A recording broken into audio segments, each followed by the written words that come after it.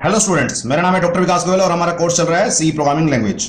सी programming language के course में अब तक हम दो कंपाइलर्स की डेमोस्ट्रेशन कर चुके हैं। वन वाज ऑनलाइन कंपाइलर, जिसमें मैंने एक वेबसाइट ली थी onlinegdb.com, उस पर मैंने अपने सी प्रोग्राम को रन करके दिखाया था। और दूसरा डेमोस्ट्रेशन हमने किया था यूजिंग एंड्रॉयड ऐप, तो उसमें हमने लिया था एक कोडिंग सी नाम का कंपाइलर, जिसमें हमने प्रोग्राम 2 को कंपाइल और रन किया था। तो होपफुली लास्ट लेक्चर में कोई डाउट नहीं होगा। तो अब इस लेक्चर में हम third type of compiler, that is offline compilers की डेमोस्ट्रेशन करेंगे। तो हम कंपाइलर यूज करेंगे turbo C++, but third program को रन करने से पहले उसको समझ लेते हैं, उसके बाद हम उसको कंपाइलर पे रन करेंगे। अब थर्ड प्रोग्राम समझने से पहले हम एक कंसेप्ट पढ़ेंगे, उसके बाद आप थर्ड प्रोग्राम पे जाएंगे। तो ध्यान से देखिएगा, कंसेप्ट का नाम है इनिशियलाइजेशन ऑफ ए वेरिएबल।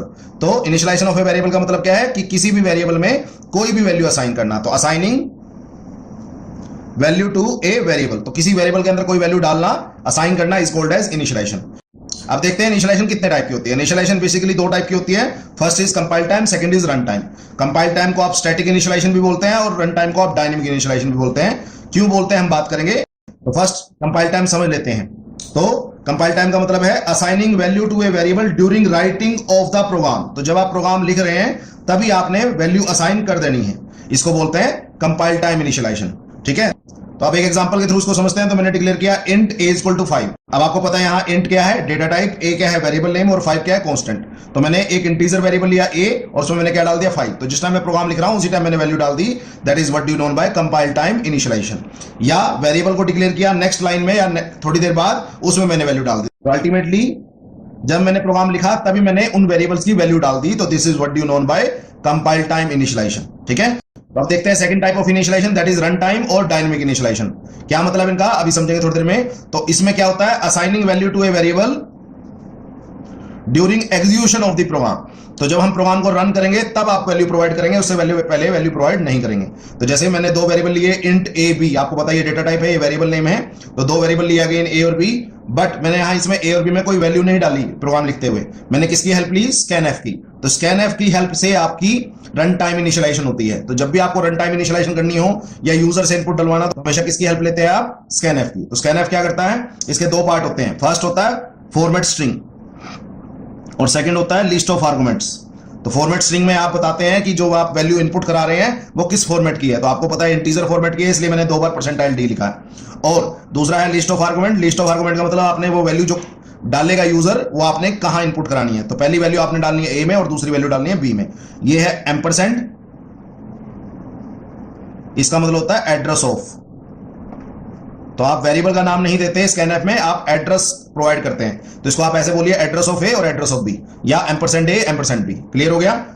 अब देखते हैं इस इनिशियलाइजेशन को कंपाइल टाइम क्यों बोल रहे हैं और इस इनिशियलाइजेशन को रन टाइम क्यों बोल रहे हैं। क्यों, आपको प्रोग्राम लिखते टाइम ही पता है ए और बी की क्या वैल्यू होंगी इस केस में। तो इसका मतलब जब प्रोग्राम कंपाइल हो रहा होगा, मतलब उसमें डीबगिंग हो रही होगी, तब आपको ए और बी की वैल्यू ऑलरेडी पता है। तो इसलिए इसको बोलते हैं compile time initialization. But scanf value कब लेता है, जब प्रोग्राम रन होता है, एग्जीक्यूट होता है। तो जब प्रोग्राम रन होगा तब यूजर ए और बी की वैल्यू डालेगा, तब उसको पता लगेगी कि क्या वैल्यू है ए और बी की। तो कब पता लगी, रन टाइम पे। इसलिए इसको बोलता है रन टाइम इनिशियलाइजेशन।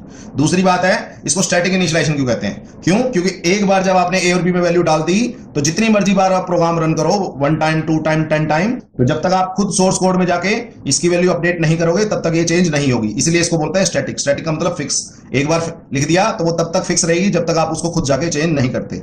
बट जो स्कैनफ होता है, जितनी बार प्रोग्राम को रन करोगे उतनी बार आप अलग अलग इनपुट डाल सकते हो। तो फर्स्ट टाइम आप ए और बी की वैल्यू 5 और 10 डाल सकते हो, दूसरी बार 10 और 15 डाल सकते हो, तीसरी बार 20 और 30 डाल सकते हो। तो आप जितनी बार प्रोग्राम को रन करोगे उतनी बार ए और बी की वैल्यू डिफरेंट प्रोवाइड कर सकते हो। तो इसका मतलब हर एग्जीक्यूशन के टाइम आपकी ए और बी की वैल्यू अलग अलग हो सकती है। इसलिए इसको बोलते हैं डायनेमिक इनिशियलाइजेशन, क्योंकि ये इनिशियलाइजेशन चेंज होती रहती है और ये इनिशियलाइजेशन सेम रहती है। क्लियर हो गया।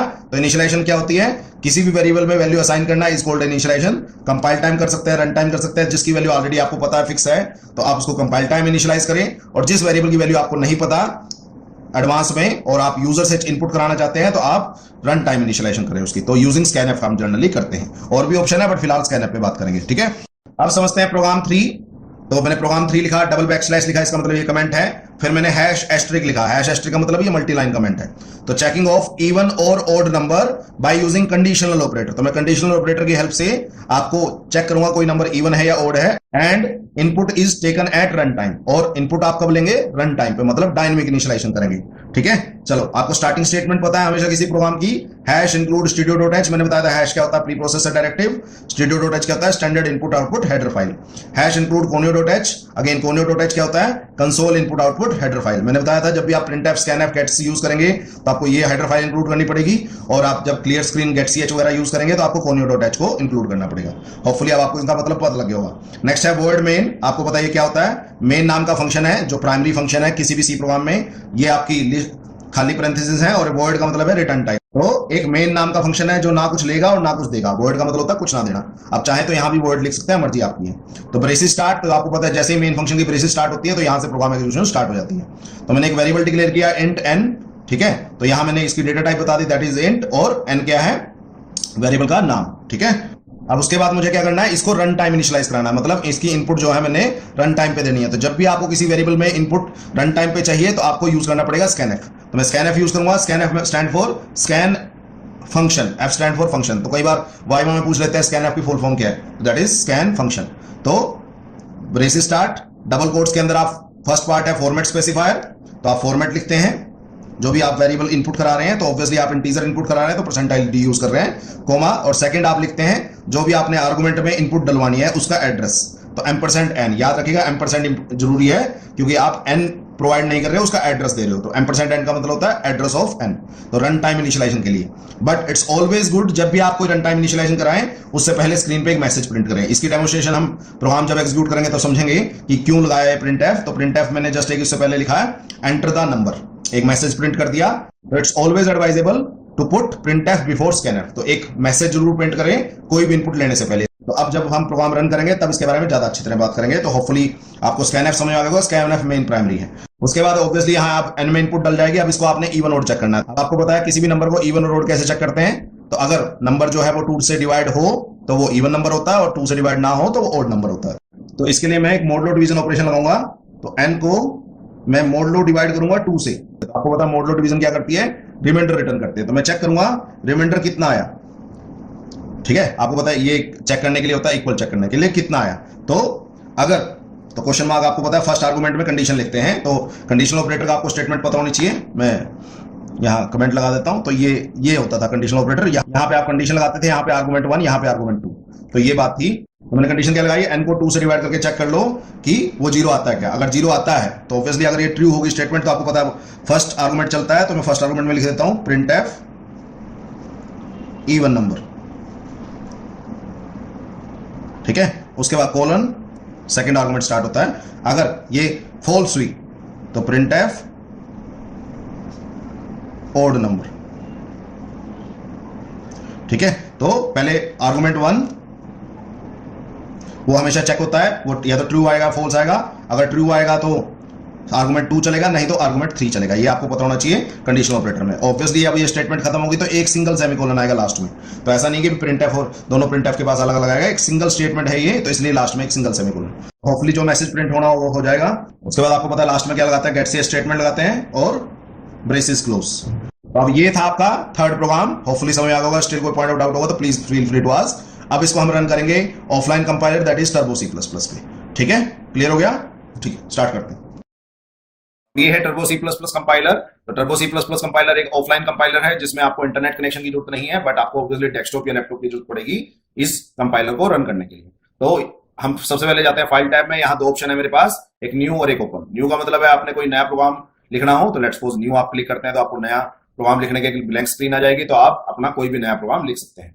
दूसरा ऑप्शन है ओपन। ओपन का मतलब है ऑलरेडी आपने कोई प्रोग्राम लिख रखा है, उसको अगर आप ओपन करना चाहें तो ओपन में गए, तो अगर आपको पूरा नाम पता है फाइल का तो आप नाम लिख सकते हैं, नहीं तो फाइल सेक्शन में जाके आप जितनी भी आपके पास फाइलें पड़ी हैं उनमें सर्च भी कर सकते हैं। तो मैंने एक ही प्रोग्राम बना रखा दैट इज इवन और ओड, तो मैं इसको क्लिक कर लेता हूं ओपन। तो ये मेरा प्रोग्राम था जो मैं लिख चुका हूं ऑलरेडी कि हमारा टाइम बच जाए, और मैं समझा चुका हूं आपको इस प्रोग्राम को। तो सबसे पहले मैंने कमेंट लिखे प्रोग्राम 3 और program 2 check a number is even और odd using conditional operator and input is taken at run time. उसके बाद हैश इंक्लूड स्टूडियो.h आपको पता है, हैश इंक्लूड कोनियो.h आपको पता है, void main empty parenthesis braces start int N आपको पता है, ये वेरिएबल डिक्लेयर किया है। नेक्स्ट है प्रिंटफ। आपको पता है प्रिंटफ क्या होता है, प्रिंट फंक्शन होता है जो क्या करता है, जो भी आपकी आउटपुट है वो मॉनिटर पे प्रिंट करता है। तो ये मॉनिटर पे प्रिंट करेगा, क्या प्रिंट करेगा, एंटर द नंबर। उसके बाद स्कैनफ क्या करता है, ये भी एक फंक्शन है, एफ स्टैंड फॉर फंक्शन, ये आपकी इनपुट लेता है कीबोर्ड से और जो भी आपने लोकेशन दिया है उसमें डाल देता है। तो स्कैनएफ स्टेटमेंट के दो पार्ट होते हैं, एक होता है फॉर्मेट स्ट्रिंग। फॉर्मेट स्ट्रिंग में आपको जिस तरह की इनपुट लेनी है उसका फॉर्मेट बताया जाता है। आपको पता है इंटीजर इनपुट है आपकी, तो आपको फॉर्मेट क्या लगाया, परसेंटाइल डी, कोमा। उसके बाद सेकंड पार्ट होता है लिस्ट ऑफ आर्गुमेंट। तो जिस आर्गुमेंट हमने वैल्यू डालनी है, तो मैंने एन में डालनी है, तो हमेशा उसका एड्रेस पास करो। This is what we call by M%। क्या बोलते हैं, M%। तो ध्यान रखिएगा इस बात का। उसके बाद तो अब मुझे चेक करना है कि एन जो है वो इवन है, ओड है। तो आपको पता है इवन ओड कैसे चेक करते हो, आप नंबर को 2 से डिवाइड करोगे, तो 2 से मोड लो डिवाइड करोगे, रिमाइंडर से आपको मतलब है, और उसको चेक करोगे जीरो है क्या। आपको पता है चेक करने के लिए डबल इक्वल आप यूज करते हैं, that is a relation operator. तो उसके बाद क्वेश्चन मार्क, आपको पता है कंडीशनल ऑपरेटर के 3 पार्ट होते हैं, फर्स्ट कंडीशन, उसके बाद क्वेश्चन मार्क, फिर आर्गुमेंट 1 और फिर कोलन, फिर आर्गुमेंट 2। ओके, तो ये आपका स्ट्रक्चर होता है। तो क्वेश्चन मार्क, उसके बाद आर्गुमेंट 1 कब चलता है, जब कंडीशन ट्रू हो। तो अगर ये बात ठीक होगी, मतलब अगर रिमाइंडर आपका जीरो आया, रिमाइंडर जीरो आएगा मतलब 2 से पूरा पूरा डिवाइड हो गया, तो इसका मतलब वो एक इवन नंबर है। कोलन, ये पार्ट चलता है, सेकंड पार्ट चलता है जब आपका कंडीशन फॉल्स हो। तो अगर ऑब्वियसली आपका रिमाइंडर जीरो नहीं आया 2 से डिवाइड करके, तो इसका मतलब वो एक ओड नंबर है। तो मैंने प्रिंट कर दिया ओड नंबर। ऑब्वियसली एक सिंगल स्टेटमेंट है यहां से यहां तक, तो आपको सिंगल सेमीकोलन लगाना है लास्ट में। तो सिंगल सेमीकोलन लगाया, गेट ch और ब्रेसिस क्लोज। अब प्रोग्राम हम लिख चुके हैं, it's always good to save the program first. तो सेव कर लिया, उसके बाद आप प्रोग्राम को कंपाइल करते हो और रन करते हो। तो कंपाइल करने के लिए कंपाइल बटन पे जाएंगे, तो आप कंपाइल यहां से भी कर सकते हैं, नहीं तो Alt F9 इसका शॉर्टकट है, मैंने बता चुका हूं पहले। तो कंपाइल किया, तो यहाँ 2 मैसेजेस आए, एक वार्निंग और एक एरर। वार्निंग्स का मतलब होता है ऐसी मिस्टेक्स जो आपको रिकमेंड की जाती है कि आप ठीक कर लो, मर्जी है आपकी ठीक करनी ना करनी। और एरर्स होते हैं ऐसे syntax error which are must to be removed before proceeding further. तो प्रोग्राम को आगे स्टार्ट करने से पहले वो एरर को खत्म करना ही पड़ता है। लकीली फिलहाल मेरे प्रोग्राम में कोई एरर नहीं है, तो दैट्स गुड। हम लेटर स्टेजेस पे हम एरर्स इंट्रोड्यूस भी करेंगे और उसको 1 बाय 1 रिमूव भी करेंगे। ओके, उसके बाद नेक्स्ट होता है रन। रन करने के लिए आप यहां से जा सकते हैं इस टैब में, या कंट्रोल F9 भी दबा सकते हैं।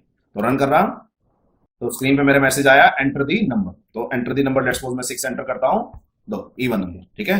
जैसे मैंने कोई की दबाई तो that will be return to the program itself. तो अब फर्स्ट टाइम एन में मैंने क्या डाला था, 6 डाला था। अब मैं दोबारा रन करता हूं इसको, लो एंटर दी नंबर दोबारा लिखा है, एंटर दी नंबर, ये देखो एंटर दी नंबर। अब मैं डाल देता हूं 7, तो देखते हैं, तो ओड नंबर। तो मेरे पास मैसेज आ गया ओड नंबर। तो मैंने फर्स्ट टाइम इनपुट क्या डाली थी 6, सेकंड टाइम क्या डाली 7। तो मैंने प्रोग्राम में चेंज नहीं किया, बट जब आपसे प्रोग्राम रन हुआ तब आपसे इनपुट पूछी गई, तो आप रन टाइम पे वैल्यू चेंज कर पा रहे हैं एन की, इसलिए इसको बोल रहे हैं रन टाइम इनिशियलाइजेशन। तो जब भी आपको रन टाइम इनिशियलाइजेशन करनी हो तो आप स्कैनएफ का यूज करते हैं। तो आप देख सकते हैं बार बार क्या प्रॉब्लम हो रही है, जब भी आप रन कर रहे हैं तो एंटर दी नंबर नया तो पूछ ही रहा है वो, बट कुछ पुराना डेटा भी पड़ा है। तो अगर आप चाहते हैं कि यस पुराना आउटपुट स्क्रीन पे प्रिंट ना हो, तो आपको एक स्टेटमेंट लिखनी पड़ेगी, मैंने बताया था क्लियर स्क्रीन।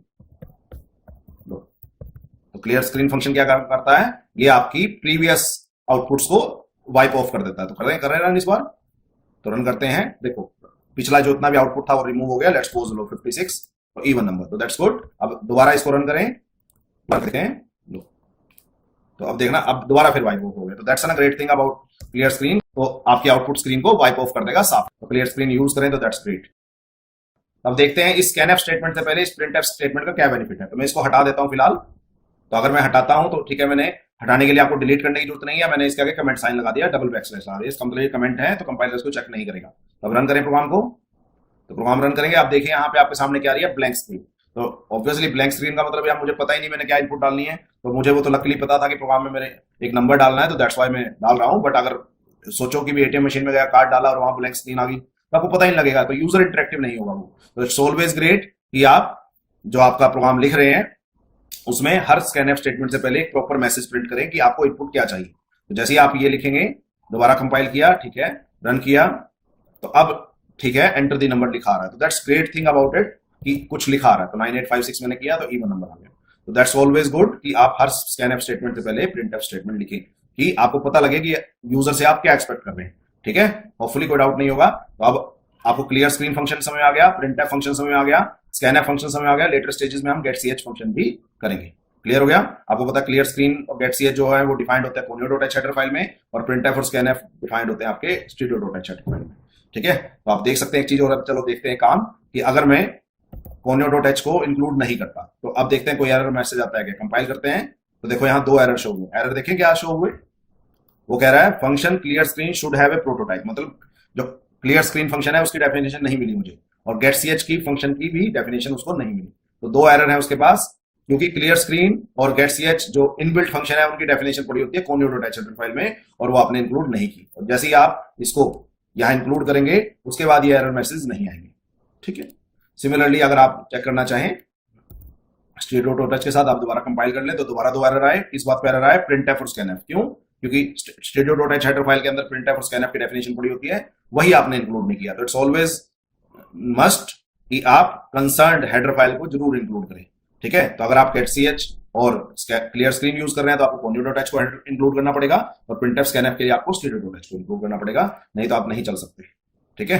तो मैंने इसको दोबारा हटा देता हूं, अब कोई कंपाइलेशन एरर नहीं आएगा, तो देख सकते हैं। ठीक है। That's all about this very lecture. Hopefully ये प्रोग्राम आपको समझ आया होगा। स्टिल कोई पॉइंट आउट होगा तो just feel free to ask. ठीक है। तो इट्स ऑलवेज गुड कि आप लास्ट में जाके प्रोग्राम को सेव करें और फाइनली क्विट करें। तो क्विट के लिए आप यहां से क्विट कर सकते हैं, नहीं तो Alt+X दबा के भी आप क्विट कर सकते हैं। क्लियर हो गया? तो जैसे इसको क्विट करेंगे we will be out of the compiler. ठीक है। तो that's all about today. Hopefully समझ आया होगा। स्टिल कोई पॉइंट आउट होगा तो just feel free to ask. Okay, ठीक है।